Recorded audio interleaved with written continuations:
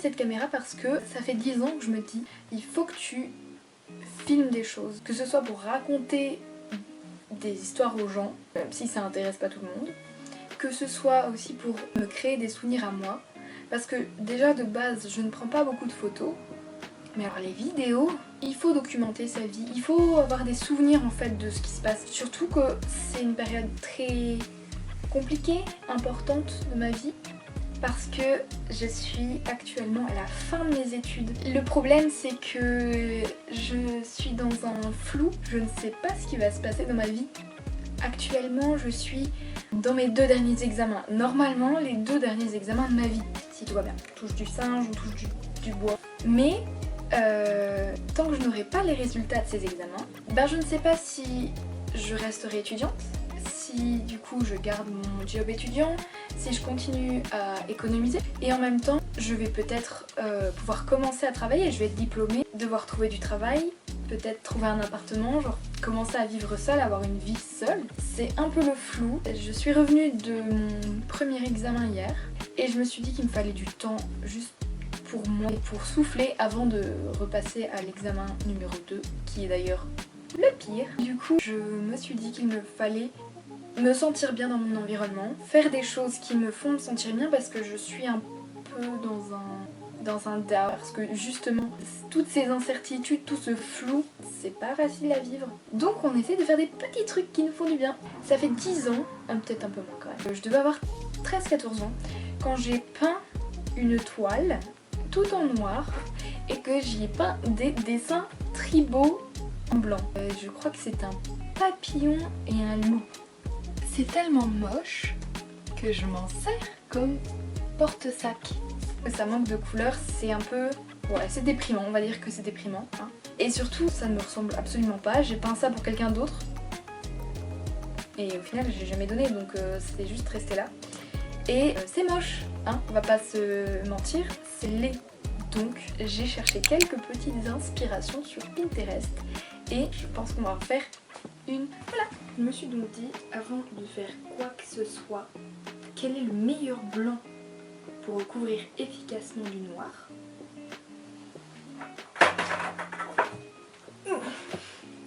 De la peinture pour les murs, je crois. Je me dis que ce sera donc la meilleure option pour recouvrir tout le noir et partir d'une base blanche, saine, propre. Je pense que ce sera la mission d'aujourd'hui parce que j'aurai clairement pas le temps de faire plus, le temps que ça sèche, etc. Mais au moins je me dis que ça me laisse la nuit pour décider exactement de ce que je voudrais faire. C'est pour ça que on va faire du blanc.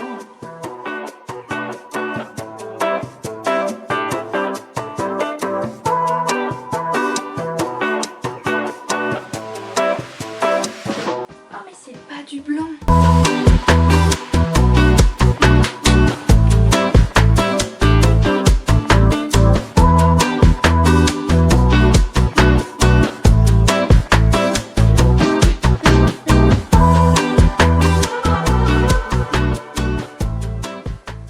Bonjour! Aujourd'hui c'est lundi, le week-end est terminé, ce qui veut dire que ma peinture est terminée, mais ça signifie également qu'il faut retourner réviser. Je suis ravie. Donc j'ai une to-do list un peu chargée, il faut d'abord que je passe un coup de fil, ensuite que je range un minimum ce bureau pour pouvoir attaquer les révisions. Je vais vous expliquer un peu pourquoi cet examen me fait peur. C'est un oral qui porte sur toute la matière de septembre à janvier, que j'ai déjà raté une fois, c'est pour ça que je le repasse maintenant, malheureusement. Je vais donc passer mon coup de fil, nettoyer mon bureau pour qu'on puisse s'y mettre le plus vite possible, parce que ça me fait peur. Honnêtement, c'est un examen qui me fait peur. Autant le premier examen que j'ai passé vendredi dernier, je me dis que c'était pas un examen très important. Mais par contre, le deuxième, là, il me fait peur.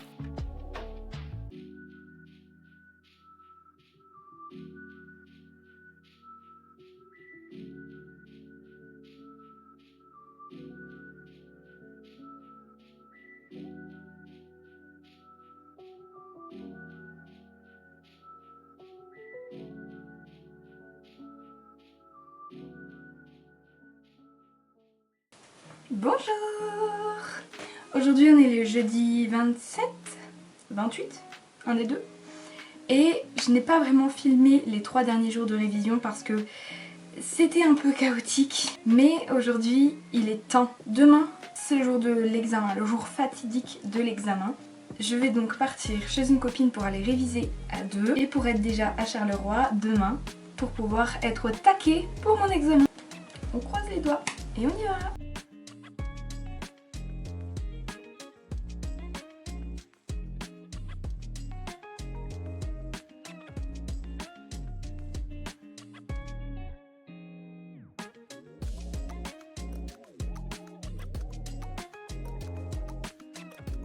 On va vraiment pas bouger pendant 10 minutes. Pas grave. Mais t'aurais pu filmer pendant qu'on fait nos petits cours.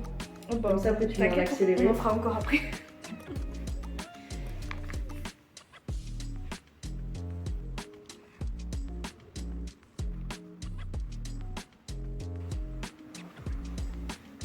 Oh, ce schéma.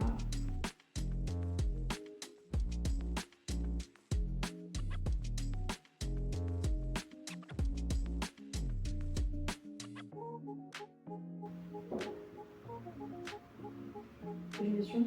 Pourquoi on parle d'eau dans un circuit électrique? Je me posais la même question. Genre pourquoi il est marqué il y a du sable dans mon tuyau qui ralentit le débit d'eau. De toute façon, comme je l'ai dit 50 fois, si on pioche électricité, je change. Pourquoi on n'a pas genre 5 jokers? Parce qu'on ait les bonnes questions. En fait, autant choisir sa question. C'est vachement plus vite.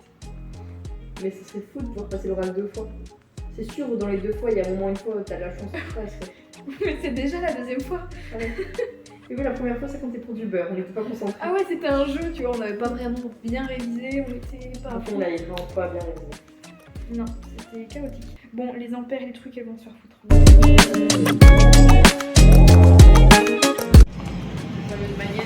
Les magnettes. Ça, mec, c'est ultra bon. Oh, ils ont des pâtés à la bolognaise. Je me tâte. Les idées sont incroyables. Après, est-ce que j'en ai vraiment besoin pour la magnette? J'ai hâte de voir quelle magnette tu vas avoir. Alors, il s'appelle plus Choupi, il s'appelle... Il s'appelle Romy. Tu veux quoi comme... La veine céphalique. Alors...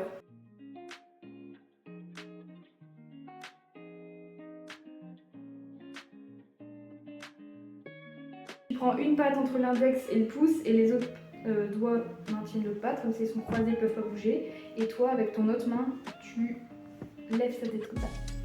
Et là, je peux... Voilà. Si c'était si simple.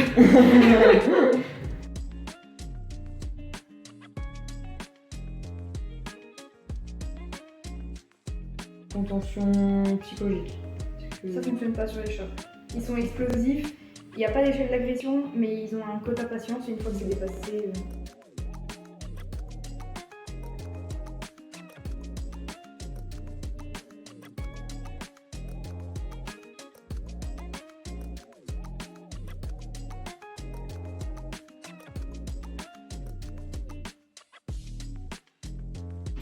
De toute façon, dans tous les cas, ce soir, on fait le tiré suture. Oui. Ça, c'est une obligation. 6 doigts avant, 4 doigts arrière. Dos arqué. Super. 2 bosses sur la tête. Et je pense que je dis. Police, oreille... Il y a les défenses. Ah, les défenses, je sais pas du tout. Chez les éléphants d'Afrique, les défenses, c'est chez les mâles et les femelles, mais en Asie, c'est que chez les mâles. Doigts sur la trompe, petites oreilles, police, 5 doigts, ouais, t'as tout dit. Et comment on différencie le lion d'Afrique et le lion d'Asie? On voit les oreilles du lion d'Asie. Pas sur le lion d'Afrique. Le lion d'Afrique a une crinière plus foncée. C'est toutes les infos que je sais parce que c'est les seules infos que tu m'as dit cet après-midi. Ouais. J'ai pas eu tout révisé. Bah, le lion d'Afrique, il est plus grand, il a un pelage plus court, mais une crinière plus longue. Crinière très foncée, longue queue avec des touffes de poils. Et je sais que le lion d'Asie, ouais, il a une poche de peau sous le ventre. Tu vois quoi? Et comment tu différencies le rhino blanc du rhino indien? Aucune idée, je suppose que l'Indien est plus petit, du coup que le rhino blanc. Oui, rhino indien, il est plus petit et il a des gros plis cutanés. En fait, on dirait qu'il y a une grosse armure, tu sais. Comme un Sharpei. J'ai imaginé un rhino charpeux.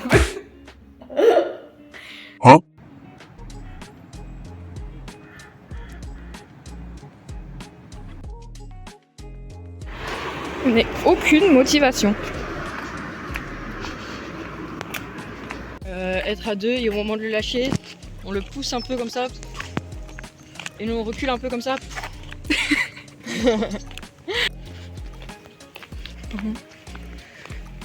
J'adore quand cet endroit est vide.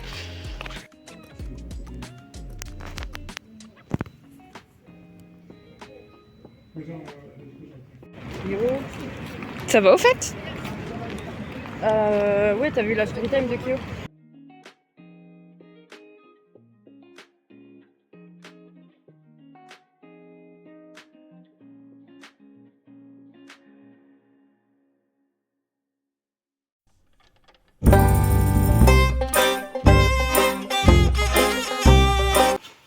Elle est grande. Oh non, Vienne. Oh non. Oh Et la non, deuxième, Vienne. Oh putain. Oh non, Vienne. Dépenser 350 balles dans des cordons bleus.